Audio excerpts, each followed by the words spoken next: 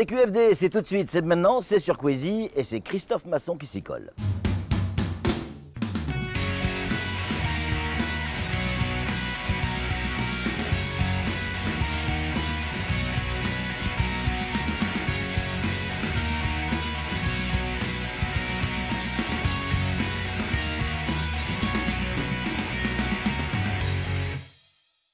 Christophe Masson, bonjour. Bonjour. Merci d'être avec nous, de nous accorder ces 17 minutes pour tenter de comprendre un peu mieux le projet de la piste longue. Ça tombe bien, hein, vous êtes le délégué pour la piste longue à Mayotte. Alors, depuis 1995, on a une piste qui fait 1935 mètres, si je ne dis pas de bêtises. C'est ça. On a une fréquentation relativement importante et qui grimpe. Hein. En 2009, 170 000 personnes. 10 ans plus tard, près de 400 000. Ça, c'est les dernières études de 2019. Il y a fort à parier qu'aujourd'hui, en 2021, on dépasse la barre des 400 000. Est-ce qu'aujourd'hui, oui ou non, la piste longue telle que la population l'imagine est toujours d'actualité? Oui, elle est encore plus d'actualité aujourd'hui, oui, puisqu'on est maintenant rentré, ce qu'on appelle nous dans la phase de réalisation du projet. Alors peut-être que sur le terrain, les choses ne se voient pas forcément, mais oui, c'est normal. Dans une phase de réalisation, il y a des travaux préparatoires à mener. Les travaux préparatoires, c'est vraiment essentiel pour qu'on ait une opération qui soit réussie, et un chantier qui soit réussi. C'est-à-dire qu'on est dans la phase où il faut qu'on définisse très clairement, très finement le projet, mais aussi qu'on le sécurise juridiquement et techniquement. Oui. Il y a des enjeux qu'il faut qu'on traite spécifiquement sur ce projet. Et notamment sur le plan environnemental. De toute manière, je vous rassure, vous qui nous regardez, qui nous écoutez, après cette émission, dans la deuxième partie de cette émission plutôt, vous aurez, on va vous diffuser 2 films réalisés par vos services évidemment. Donc ce sont des films de promotion. D'explication. D'explication. Et vous verrez le véritable projet avec des images 3D, un film qui est très très bien fait. Vous disiez tout à l'heure, attention, protection et savoir jouer aussi, jouer entre guillemets, avec la problématique environnementale. En septembre l'année dernière, en 2020, il y a eu un dossier qui a été remis et il a été, soyons clairs, Christophe Masson, démonté par la population, démonté par la presse, en disant on s'est planté sur ce dossier environnemental. Alors, ça me permet de donner un peu d'explication justement sur cette chose-là. Déjà, la première chose, l'environnement, pour nous, c'est un des 3 enjeux majeurs de ce projet. Je reviendrai probablement sur les 2 autres, les matériaux et risques naturels. Mais l'environnement, c'est un enjeu majeur parce que ça soit dans le lagon ou même sur la partie terrestre, là où on va extraire des matériaux, c'est un milieu qui est sensible d'un point de vue environnemental. Donc nous, on souhaite prendre les choses correctement sur ces sujets-là, complètement. D'une part, on associe toutes les associations environnementales de Mayotte pour traiter ce sujet-là de façon constructive, en fait, avec eux. Hein. Et surtout, on traite le sujet en le sécurisant juridiquement et techniquement. Qu'est-ce que ça veut dire? Ça veut dire que par rapport à ce que vous évoquiez sur l'avis de l'autorité environnementale qui a été donné sur un dossier, il faut remettre ça... Par l'ADEAL. Alors, par l'autorité environnementale qui est une autorité indépendante. Mais qui dépend de l'État. C'est un service d'État. Oui, mais c'est indépendant. Elle donne les avis, ce n'est pas le gouvernement qui donne des avis. Il faut savoir que c'est nous qui avons sollicité l'autorité environnementale volontairement. Il n'y avait aucune obligation de le faire. Mais l'autorité environnementale n'a pas donné d'avis sur le projet.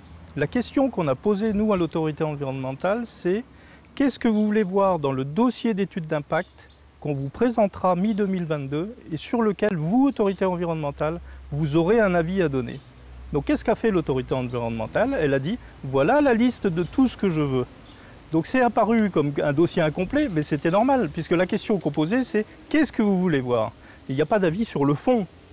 Il n'y a pas d'avis sur le fond. L'avis sur le fond... Donc le dossier n'a pas encore été présenté, il le sera en 2022, l'année prochaine. C'est ça, mi-2022, fin des travaux préparatoires. Il y aura l'étude d'impact qui sera soumise à l'autorité environnementale, qui sera soumise à l'ARS, qui sera soumise à la Comité national de protection de la nature. Donc là, pour ceux qui disent aujourd'hui on s'est planté sur ce dossier, ils ont faux. Exactement, ils ont faux. Au contraire, je dirais pour nous, c'était un élément pour sécuriser la suite du projet. On voulait savoir ce qu'il fallait dans le dossier, ce que l'autorité environnementale souhaitait. C'est des choses très simples. Hein. C'est par exemple pour telle espèce, je veux dire le dugong, quel est le périmètre qu'il faut qu'on regarde pour estimer effectivement l'impact qu'il peut y avoir sur le dugong, sur les tortues, sur les chauves-souris. Voilà, c'est des choses comme ça. Et naturellement, l'autorité environnementale a redonné toute la liste de ce qu'elle veut voir. Et alors justement, parmi cette liste, Christophe, est-ce qu'il y a des choses qui font que ce projet pourrait se bloquer? je vais vous la faire courte. On a vu en France des autoroutes s'arrêter parce qu'il y avait des grenouilles à pois rouges qui devaient traverser, donc les travaux ont été arrêtés. Est-ce que là, on va avoir un projet qui va se ralentir ou se stopper à cause de projets environnementaux? Moi je dis légitime, non. Hein? Oui, tout à fait, je dis non. J'ai déjà traité moi d'autres dossiers comme ça, y compris dans des parcs naturels marins, dans des secteurs qui étaient très sensibles d'un point de vue environnemental. La façon de prendre les choses, il faut les prendre, comme je disais tout à l'heure, de façon constructive. C'est-à-dire traiter les choses avec les associations environnementales qui ont une connaissance des lieux, qui savent aussi, qui vont savoir proposer, nous dire quels sont les enjeux principaux et proposer aussi des mesures. Alors on va définir des mesures d'évitement, de réduction et de compensation. Et donc c'est ce travail en commun qui permettra de faire aboutir le projet. Et ce travail en commun, on l'a déjà entamé depuis un certain temps avec les associations. On va les réunir encore prochainement pour présenter les résultats de l'état des lieux environnemental, le recensement de toutes les espèces qu'on a pu voir. On va échanger avec eux, est-ce qu'il y a des manques ou pas. Et puis ensuite, on définira avec eux les mesures. Et comment vous allez faire pour sécuriser ce côté environnemental? Vous parlez des tortues, des raies, des dugongs, enfin voilà, de toute la faune et la flore qui est autour de, ou qui sera autour de cette piste. Comment vous allez faire? Vous allez mettre des grillages? Vous allez les empêcher d'arriver? Comment ça va se passer? Non, il y a des mesures qui sont spécifiques après, suivant les espèces qui vont être les plus sensibles. Hein. Il va y avoir des mesures spécifiques par rapport au milieu marin, il y en aura d'autres par rapport au milieu terrestre. C'est parfois des périodes d'intervention. Dans d'autres cas, je ne dis pas que c'est le cas ici, mais dans des secteurs qui sont un peu sensibles d'un point de vue environnemental, il y a des périodes de l'année où on n'intervient pas. Par exemple, il y a des opérations de dragage, je pense dans un parc naturel marin. On intervient uniquement sur certaines périodes de l'année. D'autres périodes, il ne faut pas intervenir pour laisser faire la nature, en fait. Voilà. C'est des choses comme ça, c'est des mesures comme ça. Intervenir, ça veut dire quoi?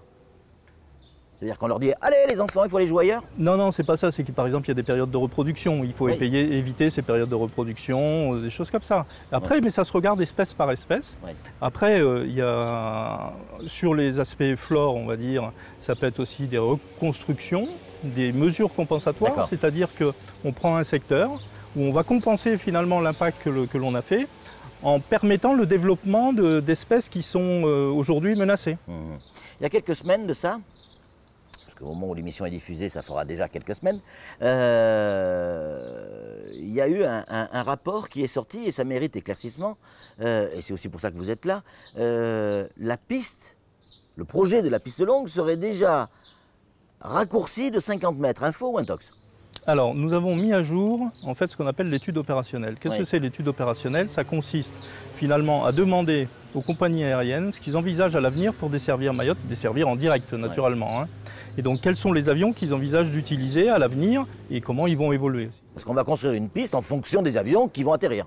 Bien entendu, ça paraît assez logique. Hein. Il faut aussi optimiser les choses en fonction des autres enjeux que l'on a. Hein. Donc on a questionné les compagnies aériennes qui, leurs besoins convergent sur les mêmes types d'avions. Il y a 4 avions à peu près qu'ils envisagent de mettre en place sur Mayotte ultérieurement. Ce ne sont pas des avions qui sont utilisés aujourd'hui, c'est plutôt des avions de plus grande capacité. Et donc à partir de là, nous on s'est fixé des objectifs ambitieux de desserte, naturellement de desserte directe.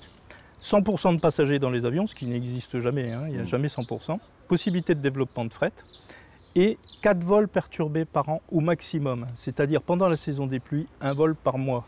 Et quand on dit perturbé, le vol n'est pas annulé, simplement on attend que les conditions soient un peu meilleures. Les mêmes conditions aujourd'hui, avec la piste que l'on a, la moitié du temps les avions ne décollent pas. Voilà, vous voyez l'écart qu'il y a. Et donc à partir de là, on a repris les calculs pour savoir quelle était la bonne longueur optimale qu'il faudrait pour répondre à ces besoins. Et la longueur optimale aujourd'hui sur laquelle on arrive, c'est 2510 mètres. Donc ça veut dire qu'aujourd'hui, par rapport à moins, donc l'info est bonne. L'info est bonne, oui, tout à fait. Ça veut dire qu'aujourd'hui, uniquement en regardant l'étude opérationnelle, 2510 mètres de piste, c'est suffisant. Néanmoins, on n'a pas arrêté encore la longueur, parce que la longueur, on l'arrêtera quand on aura fini les autres études, risques naturels, environnement, matériaux. On va regarder les choses globalement et c'est quand on aura tous les éléments qu'on va choisir définitivement la longueur de la piste. D'accord, pour l'instant il n'y a rien d'arrêté, on est encore sur de la réflexion. Pardon pour ce mot un peu anglais, mais on est dans le brainstorming encore. Hein. Oui, c'est ça, oui, tout à fait. C'est 50 mètres en moins pour couper court à toutes les rumeurs, parce qu'il y en a. On est à Mayotte. Et ailleurs c'est pareil, c'est pas pour faire des économies et de bouts de chandelle. Non, non, non, non. Là, c'est juste pour dire, en fonction des besoins, voilà ce qu'il faut qu'on mette en place au minimum. Voilà, le choix, on le fera après sur la longueur. C'est pas pour faire des économies. Par contre, il faut qu'on tienne compte des autres enjeux. Bien sûr. Les autres enjeux, ils vont conduire à faire le plus court possible. Hein. Évidemment. Mais probablement. Ouais. Peut-être, c'est pas sûr. Oui, c'est pas sûr. Ouais. On va en parler, mais on va attaquer tout de suite sur la deuxième partie de cet entretien. On a vu sur les images, et on les reverra après, à quoi pourrait ressembler cette piste. À 10, 20, 30, 40, 50 mètres près. On a vu son orientation, on a compris le problème environnemental. Maintenant, Christophe, il va falloir la construire, cette piste. Et la construire, ça ne se fait pas en claquant des doigts. Il va falloir ce qu'on trouve sur n'importe quel chantier. Des camions, des gravats, il va falloir de la matière première. Et comment vous allez acheminer, parce que c'est aussi une vraie grande question, acheminer toute cette matière première là-bas, sur la piste? Parce que si on les fait passer ici sur le boulevard des Crabes, c'est un camion toutes les 30 secondes pendant 2 ans, 3 ans. À peu près. Les habitants, enfin tout le monde va péter un câble. Là. Alors peut-être pour voir les choses globalement, déjà la première chose c'est identifier où est-ce qu'on va aller chercher ces matériaux. Il y a 3 grands types de matériaux pour construire la piste. Il y a des enrochements, naturels ou artificiels, mais il faut des enrochements. S'ils sont artificiels, il nous faut ce qu'on appelle des granulats, c'est-à-dire tout ce qui va être dans les ouvrages en béton. Des ouvrages en béton, il y en aura besoin sur la piste, donc c'est le deuxième type de matériaux. Il y en a besoin aussi pour faire la chaussée de la piste. Troisième type de matériaux, c'est les matériaux de remblai, donc ils sont de moins bonne qualité. Alors globalement aujourd'hui, les matériaux de remblai, on va les trouver sur petite terre. Par contre, les matériaux, ce qu'on appelle un peu les matériaux nobles, élaborés, granulats, enrochements, il n'y en a pas sur petite terre. Donc il faut aller les chercher sur grande terre ou ailleurs. On a regardé toutes les sources possibles, il y a ce qu'il faut sur grande terre. Donc l'option qu'on prend, c'est d'aller les chercher sur grande terre. Maintenant, après, il faut les acheminer. Et comment on les amène là-bas? Voilà. Et naturellement, il est hors de question qu'on prenne la barge qui existe aujourd'hui. Donc ça veut dire quoi? Pour acheminer les matériaux de grande terre, il faut qu'on mette en place des nouveaux services en fait, maritimes pour acheminer ces matériaux. Donc des bateaux spécifiques pour acheminer ces matériaux. C'est ça, exactement. Exactement. Alors ça peut être des lignes aussi qui soient réutilisées après, si on fait ça de façon intelligente avec les collectivités. Et puis on a un travail à faire ici spécifiquement sur grande terre. C'est bien de les acheminer, les matériaux, ils vont arriver sur petite terre. Il y a des matériaux, l'essentiel des matériaux, c'est 2 millions de mètres cubes de remblai, ils sont sur petite terre, il faut les amener sur le chantier. Et là aussi, pour nous, l'objectif, c'est vraiment d'utiliser quasiment pas la voirie existante. Donc on a tout à inventer. Oui, ça va. Et il ne faut pas perturber non plus l'exploitation de l'aéroport. C'est la question que j'allais vous poser. Voilà. C'est-à-dire que pendant les travaux... Il y aura la continuité de l'exploitation de l'aéroport, tous les vols seront assurés, comme aujourd'hui. Donc c'est un sujet qui est complexe, que l'on regarde, on concertera aussi sur ces sujets-là. Ça fait partie de la sécurisation du projet, ça fait partie de ce que l'on souhaite nous discuter, notamment avec les riverains, avec la population, parce qu'il y a beaucoup de monde qui va être touché. C'est clair. Donc il faut qu'on organise les choses correctement. Il y a suffisamment d'autres chantiers qui sont bloqués pour des sujets d'approvisionnement en matériaux. On ne veut pas se retrouver dans ces situations-là, donc on veut tout sécuriser, acheter les terrains, là où on va extraire les matériaux, organiser tout le cheminement des matériaux et naturellement minimiser l'impact qu'il pourrait y avoir sur les riverains, sur la population. Il nous reste 5 petites minutes et j'aimerais évoquer avec vous un problème qui me semble extrêmement important. On le sait, on a un volcan qui n'est pas très loin. On sait aussi que la petite terre s'enfonce tous les ans. Certains parlent de 12 cm par an, à vérifier. On sait aujourd'hui, Christophe Masson, que quand on a des fortes marées et qu'il pleut, on a la piste qui est couverte d'eau. Et là, dans les années à venir, ça va être pire encore parce qu'on s'enfonce. J'imagine que tout ça c'est prévu. Ça veut dire quoi? Qu'on va avoir une piste sur pilotis avec un ascenseur? Alors, la question, il y a 3 choses par rapport au nouveau volcan, 3 éléments. La première chose, c'est que la piste, elle va être sur le platier. Donc il faut qu'on s'assure, la première chose, que le platier qui est soumis en permanence à des micro-séismes, on ne les ressent pas, mais il y en a en permanence. Il y en a qu'on sent. Il y en a qu'on sent. Donc il faut qu'on s'assure, et c'est ce qu'on a fait. On a fait des sondages, on analyse les matériaux pour savoir si les matériaux qui sont en place sur le platier sont capables de supporter la piste. Ça, c'est le premier point. Le deuxième point, c'est effectivement l'île s'est enfoncée de 19 cm. Ça s'est stabilisé hein, depuis, Ouais. ça n'évolue plus, mais c'est susceptible encore d'évoluer. Bien sûr. Donc on prend en compte, nous, dans les études, qu'effectivement, qu'il peut y avoir des phénomènes comme ce qui s'est passé jusqu'à présent et qui vont faire que l'île va s'enfoncer encore. Mais on a un autre phénomène en même temps. On a le changement climatique qui fait que l'eau monte. Pour vous donner un ordre de grandeur... Les hein, glaciers fondent, donc il y a plus voilà. d'eau, ça monte. Hein. Et pour vous donner un ordre de grandeur, à l'horizon de 100 ans, c'est l'horizon qu'on se donne sur ces grandes infrastructures de transport, c'est plus de 2 mètres d'écart par rapport à aujourd'hui. Voilà. À la fois la subsidence de l'île et la montée des eaux. Donc tout ça, on le prend en compte dans les études. Oui, d'accord, mais comment vous allez le gérer? C'est-à-dire Ben, que la piste, forcément, vous allez... Voilà. Ben, la piste, il faut la monter, effectivement. Parce qu'on ne peut pas être dans la situation aujourd'hui où, quand il y a une grande marée fort coefficient, à pleine mer, effectivement, il y a de l'eau au nord de la piste. Donc la nouvelle piste sera plus haute que l'ancienne. Tout à fait, tout à fait. Troisième point par rapport au nouveau volcan, c'est important aussi, c'est le risque de tsunami.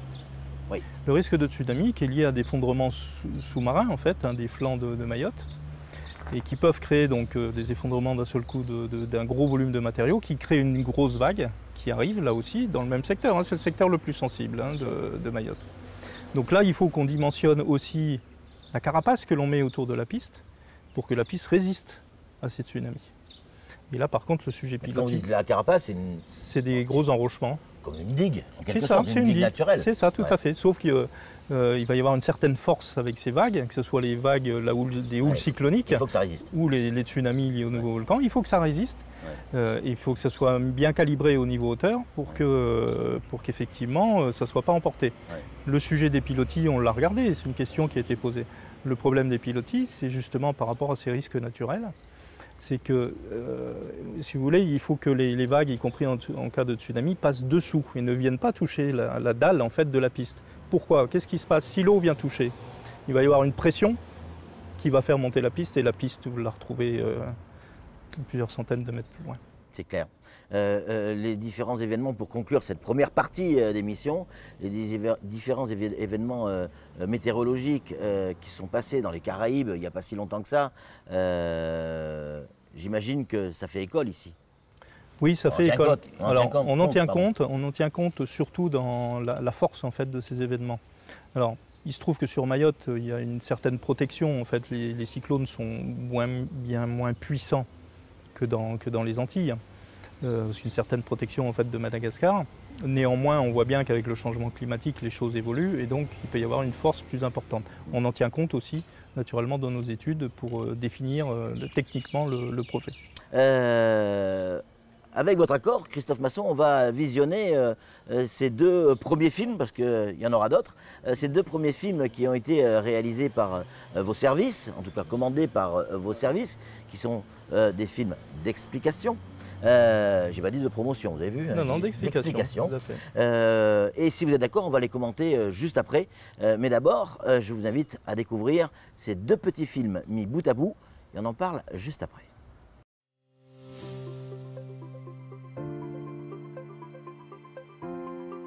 Mayotte est un département isolé dans l'océan Indien, situé à 1400 km du territoire français le plus proche, l'île de la Réunion, et à 8000 km de la métropole.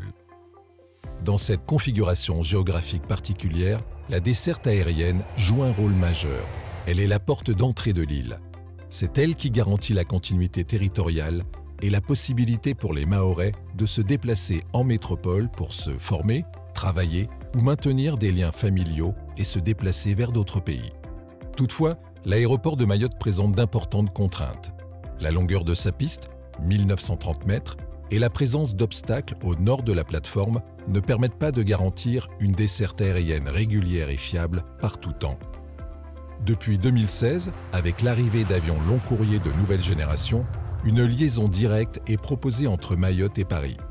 En pratique, cependant, en fonction des conditions météorologiques, une escale technique a lieu dans la moitié des cas à Nairobi, ce qui allonge significativement les temps de vol. L'évolution des flottes d'avions n'apporte donc pas toutes les réponses. Seule la construction d'une piste longue permettra de lever les contraintes actuelles et de garantir une liaison directe de qualité entre Mayotte et la métropole.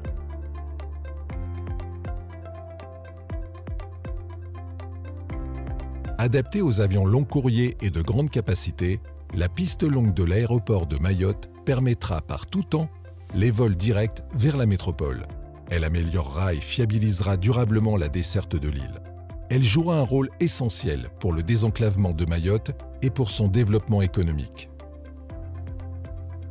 La mise en œuvre de la piste longue est portée par la Direction du transport aérien de la Direction générale de l'aviation civile, représentée à Mayotte par Christophe Masson, délégué à la piste longue de l'aéroport de Mayotte. Le débat public de 2011 a confirmé l'intérêt de la piste longue pour la desserte aérienne de Mayotte, mais également pour son développement économique et touristique. L'opportunité est désormais actée. Le débat public a tranché ce point. Le président de la République a confirmé la réalisation du projet dans son discours du 22 octobre 2019 à Mamoudzou. Sous la coprésidence du préfet de Mayotte et du président du conseil départemental de Mayotte, un comité de pilotage rassemblant les élus nationaux et locaux de Mayotte, les acteurs socio-économiques et les principales institutions locales pour aborder les thématiques relatives aux principaux enjeux du projet et suivre son avancement. Les travaux préparatoires sont inscrits et financés dans le cadre du contrat de convergence et de transformation de Mayotte 2019-2022. L'État s'est engagé pour 2,3 millions d'euros et le conseil départemental de Mayotte pour 0,9 millions d'euros, soit un total de 3,2 millions d'euros. L'étape des travaux préparatoires est engagée depuis novembre 2019. Il s'agit désormais de définir précisément le scénario optimal qui sera retenu sur la base d'une comparaison des deux scénarios de pistes convergentes issus du débat public. Ce scénario optimal fera l'objet d'une étude d'impact et d'une enquête publique qui permettront, comme pour tout grand projet d'infrastructure, d'obtenir toutes les autorisations administratives nécessaires.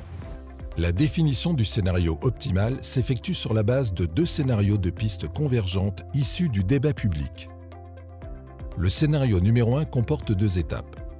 L'étape 1 consiste à allonger la piste actuelle au sud à 2310 mètres. En étape 2, une piste convergente de 2600 mètres s'appuyant sur l'allongement de la piste actuelle serait réalisée. Dans ce scénario, l'allongement de la piste impacte le fonctionnement du lagon et le phasage implique que les riverains de Pamandzi et de l'abattoir attendent la mise en œuvre de l'étape 2 pour avoir une diminution de leur exposition au bruit des avions. Dans le scénario 2, la piste convergente de 2600 mètres prend directement appui sur l'extrémité sud de la piste actuelle. Ce scénario se caractérise par une moindre emprise au sud sur le lagon qu'avec la première étape du scénario 1, mais davantage au nord. Une réduction plus rapide des nuisances subies par les habitants de Pamandzi et de l'abattoir, le nouvel axe de piste n'étant plus orienté sur les populations riveraines. Il nécessite de réaliser l'ensemble de l'investissement sans phasage. Pour définir un projet de l'ampleur de la piste longue, de définir précisément et le sécuriser techniquement et juridiquement, tous les enjeux doivent être pris en compte. Bien entendu, il y a des enjeux qui sont généraux qu'on retrouve sur tous les projets, tels que les coûts, mais également pour l'aéroport, la continuité de la desserte aérienne. Et sur ce projet, trois enjeux majeurs sont à prendre en compte. Les risques naturels, les séismes, les tsunamis qui peuvent être issus du nouveau volcan, mais également les cyclones, les conséquences du changement climatique. Tout ça doit être pris en compte, notamment pour assurer une bonne stabilité de la future piste, mais également pour définir son altitude. Le deuxième enjeu est constitué par l'approvisionnement des matériaux qu'il convient de sécuriser dès maintenant, en identifiant les sites d'extraction et en examinant quels seront les modes d'acheminement de ces matériaux et les impacts que cela peut avoir. Enfin, le troisième enjeu, qui est l'enjeu environnemental et l'enjeu de cadre de vie, puisque ce projet se situe à la fois à proximité d'activités humaines, mais aussi dans un environnement très riche et très sensible, à la fois dans le lagon, mais également sur la partie terrestre. Et donc tous ces enjeux, naturellement, seront examinés et pris en compte dans le projet. Les travaux préparatoires techniques en cours, dont le pilotage a été confié par la Direction générale de l'aviation civile à son service national d'ingénierie aéroportuaire, concernent un large éventail de thématiques et font appel à des ressources provenant à la fois de l'expertise publique et celle de bureaux d'études retenus sur appel d'offres. 80 à 100 personnes sont mobilisées sur les différents sujets.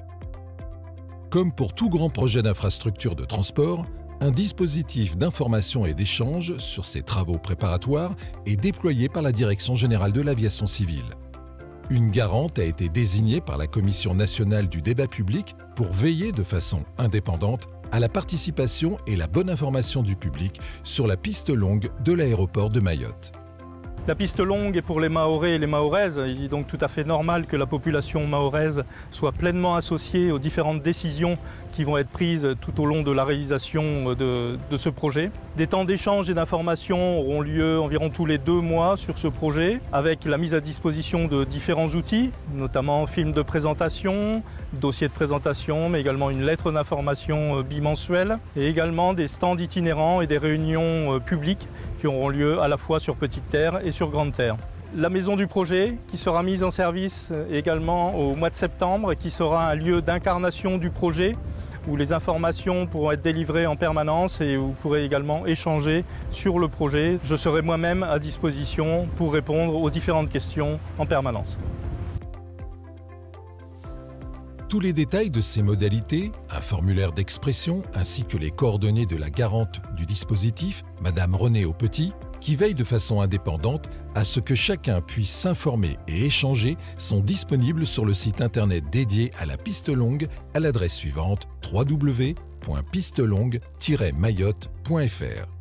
Dans un esprit d'ouverture et de dialogue, la DGAC se tient à l'écoute de toutes les questions sur le projet et s'engage à y apporter des réponses. Ce temps de dialogue et de concertation durera tout au long des travaux préparatoires jusqu'à la concrétisation du projet.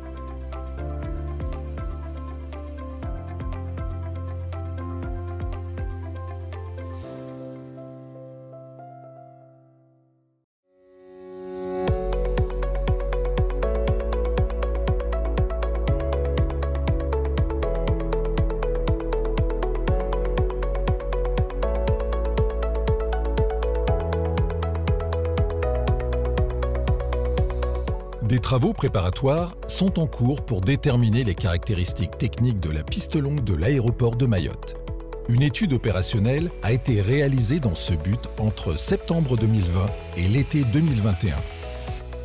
Son objectif a été de comparer sur le plan opérationnel les 2 scénarios d'implantation de la piste longue ainsi que les longueurs et largeurs de piste nécessaires afin de retenir les solutions qui permettront les liaisons aériennes directes par tous les temps, hors quelques conditions extrêmes, entre Mayotte et la métropole, l'amélioration des dessertes vers d'autres pays. L'équipe en charge des études opérationnelles a rencontré de nombreux acteurs, Météo France, le constructeur Airbus, les compagnies aériennes, qui ont fait part de leurs besoins et de leurs souhaits. C'est essentiel pour s'assurer que les hypothèses prises soient les plus adaptées. Plusieurs paramètres et hypothèses sont à prendre en compte pour dimensionner la future piste longue.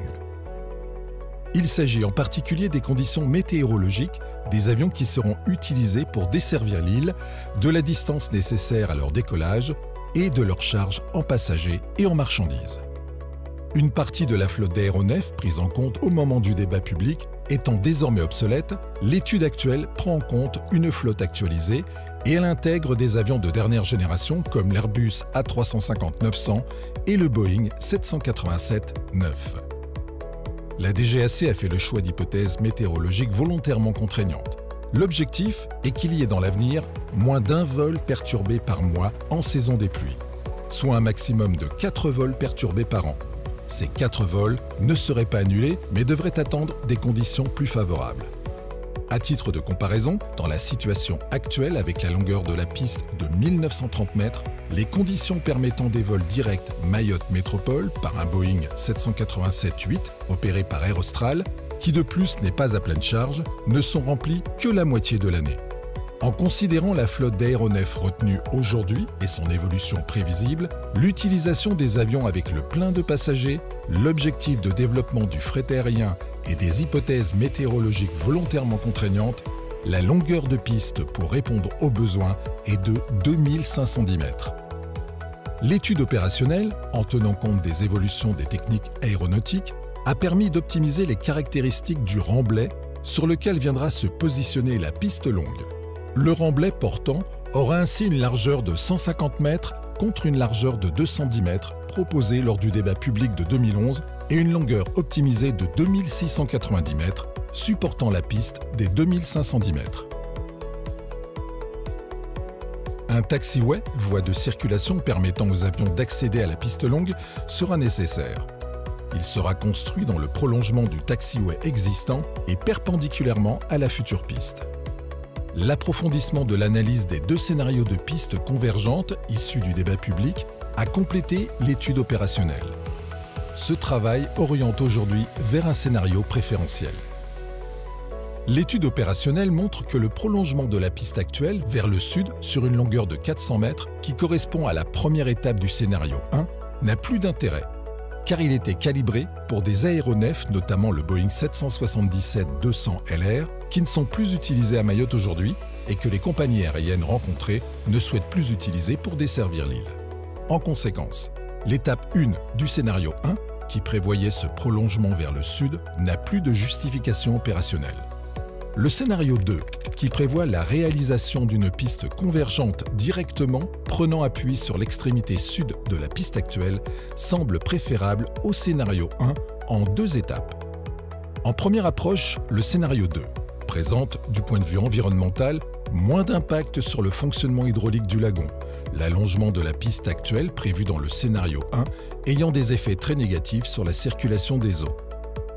Nécessite moins de matériaux que le scénario 1, car les travaux à prévoir sont moins importants, et moins sensible en termes de risques naturels, l'allongement de la piste actuelle prévu dans le scénario 1 étant situé dans la zone la plus exposée à ces risques, et moins coûteux que le scénario 1. D'autres caractéristiques comme l'angle de convergence pour la piste, sa hauteur, le positionnement précis d'une raquette de retournement ou les spécificités techniques du taxiway restent à définir.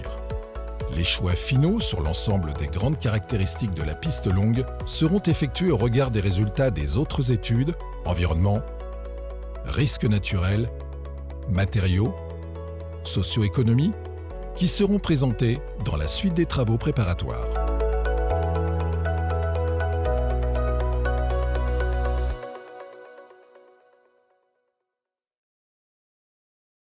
Alors là, évidemment, avec ces films-là, le projet devient beaucoup plus clair. Christophe, est-ce que la piste va véritablement ressembler à ce qu'on vient de voir? Oui, tout à fait. Alors pour le moment c'est schématique, hein, dans les dessins de pistes, les simulations c'est schématique, tout ça va être affiné avec les études. Mais l'orientation c'est celle-là? Ça peut être à 0,5 degrés près, mais enfin, ça ne changera pas. Voilà, globalement c'est ça. Ouais. Vous avez effectivement le tracé de la piste. Avec le scénario 2 du débat public que l'on privilégie aujourd'hui. On le confirmera en fonction des nouvelles études par rapport au scénario 1, mais ça nous semble celui qui est préférentiel aujourd'hui. On le confirmera, mais effectivement, ce que vous voyez sur les images, c'est ce que sera la piste et avec les caractéristiques qu'on envisage aujourd'hui. Alors ça donne envie, forcément. C'est avec un peu d'humour, hein, Christophe. Hein. Ça me fait penser à un film érotique. On en montre un peu, mais pas suffisamment. Non, plaisanterie à part, c'est la question qui vient derrière, c'est quand on voit ça, on a envie que ça démarre, clairement. Quand est-ce qu'on verra des ouvriers, des hommes de chantier avec des casques vissés sur la tête, avec des pioches, avec des engins? Quand est-ce qu'on verra les travaux? Le premier coup de pioche, c'est quand? Alors, certains en ont déjà vu pour réaliser tous les travaux préparatoires, parce qu'on est allé faire des sondages, notamment de sol, oui, mais on est encore dans l'étude, c'est dans le cadre d'études. Mais je parle du chantier en lui-même. Alors, le chantier en lui-même... Parce que les études, il y en a eu un paquet. Hein. Oui, mais là, on est dans de l'opérationnel, on est dans la phase de réalisation, comme je disais tout à l'heure. Comme je disais tout à l'heure, les travaux préparatoires, on les finit mi-2022. On enchaîne ensuite sur le processus d'enquête publique qui permettra d'obtenir la déclaration d'utilité publique qui nous permet d'acheter les terrains, l'autorisation environnementale, toutes les autorisations d'ouverture de carrière, ainsi de suite, toutes les autorisations qu'il nous faut. Ce qui permet de véritablement un début de travaux 2023. Maintenant, je le dis tout de suite, ce n'est pas 2023 que vous allez voir les chantiers là, à côté de l'aéroport. Les premiers chantiers, ils ne seront pas là. Ils sont dans les carrières. Ils seront exactement pour l'acheminement des matériaux. C'est là que ça va commencer en fait. C'est là où ça a déjà commencé aujourd'hui. Oui, c'est vrai. Sur les sondages. C'est vrai. On va parler argent un petit peu. On aime bien dans CQFD parler argent. Ça fait partie du sujet. Ce projet coûte très cher. C'est beaucoup d'argent. Est-ce qu'on peut aujourd'hui donner un chiffre ou une fourchette de ce que va coûter cette piste? Alors l'estimation aujourd'hui c'est 250 millions. 250 millions d'euros. On va l'affiner naturellement, mais c'est ce qu'on fait au fur et à mesure de l'avancement d'un chantier. On affine au fur et à mesure. Mais le chiffre aujourd'hui, c'est de 250 millions d'euros. C'est important. Oui. c'est pas le plus gros des projets d'infrastructure hein, que l'on connaisse. Néanmoins, ça reste important. Effectivement, l'échelle de Mayotte, c'est important. Évidemment. Sur ces 250 millions, Christophe Masson, est-ce qu'on aura, ou quelle partie sera réservée à nos entreprises locales? Ça aussi, c'est une question importante. Mayotte a besoin de cette piste longue, mais a besoin de ce qu'elle va générer également en termes de travail pour nos entreprises ici. Est-ce que vous avez déjà une idée? Est-ce qu'il y a une chasse gardée sur ce montant? Non, il n'y a pas de chasse gardée ni dans un sens ni dans l'autre. Oui. Ce qu'il faut voir sur un chantier comme ça, que ça soit en termes humain ou en termes de matériel, il n'y a pas tout sur Mayotte pour réaliser un chantier comme ça. Donc de toute manière, il y aura des choses qui viendront de l'extérieur. Après, sur la part qui sera réalisée par je dirais, la main-d'œuvre de Mayotte, c'est aussi aux entreprises de se donner les moyens d'y participer. Ça veut dire quoi? Ça veut dire que c'est aujourd'hui qu'il faut traiter le sujet dans les entreprises, former du personnel. Parce que ce n'est pas quand on va démarrer le chantier qu'il va se dire tiens, il faudrait peut-être que j'ai du personnel qui soit formé sur des engins de terrassement. On sait que c'est dans 3 ans, et c'est maintenant qu'il faut commencer. C'est maintenant qu'il faut commencer sur ces sujets. Se signaler, aller peut-être vous rencontrer. C'est ça, mais c'est déjà le cas. Hein, à la maison du projet, je rencontre déjà des personnes qui anticipent à la fois la période de chantier en se disant il y aura des besoins effectivement de personnel, dans quel domaine. Je ne sais pas, récemment c'était sur de la télésurveillance, mais c'est aussi sur des terrassements. D'autres aussi pensent à l'hébergement pendant le chantier. C'est aussi un sujet important qu'il va falloir traiter. Et puis d'autres pensent à l'après, le développement qu'il peut y avoir, qui est accompagné. Dernière question, peut-être la plus importante, et peut-être la plus délicate. Est-ce qu'il y a quelque chose qui vous inquiète? Est-ce qu'il y a quelque chose qui pourrait faire que ce projet n'aille pas au bout? Là, non. À ce jour? Non. Rien ne vous inquiète? Non, il y a des enjeux qu'il faut qu'on traite correctement. Il faut qu'on prenne le temps de traiter correctement pour ne pas se trouver bloqué plus tard. Certains disent mais pourquoi il n'y a pas les engins tout de suite? On a décidé, allez on y va. Moi je peux vous assurer que si j'amène des engins tout de suite, dans 20 ans vous ne l'aurez plus la piste, hein, toujours pas. Parce qu'il nous faut toutes les autorisations administratives nécessaires. Il faut que les choses soient sécurisées d'un point de vue juridique et technique. C'est ça qui est essentiel, et de traiter les enjeux correctement. Donc, mais aujourd'hui il n'y a rien de rédhibitoire par rapport à la piste. Donc il n'y a rien qui vous inquiète, la marche arrière elle est cassée. On est d'accord? Elle est cassée. Elle est cassée, maintenant on avance, on va la faire je répète, on est dans la phase de réalisation de la piste. Merci. Merci beaucoup Christophe Masson d'avoir répondu à nos questions. C'est tout pour ce CQFD. Merci également pour ces images que vous avez eu la gentillesse de nous prêter. On aura l'occasion de se retrouver sur un nouveau plateau de CQFD ou un autre pour suivre l'avancement parce que on va le suivre de près. Mais vous avez raison. Merci mille fois. Allez, nous on se retrouve sur un prochain plateau de CQFD avec un autre invité. D'ici là, soyez prudents. Ciao.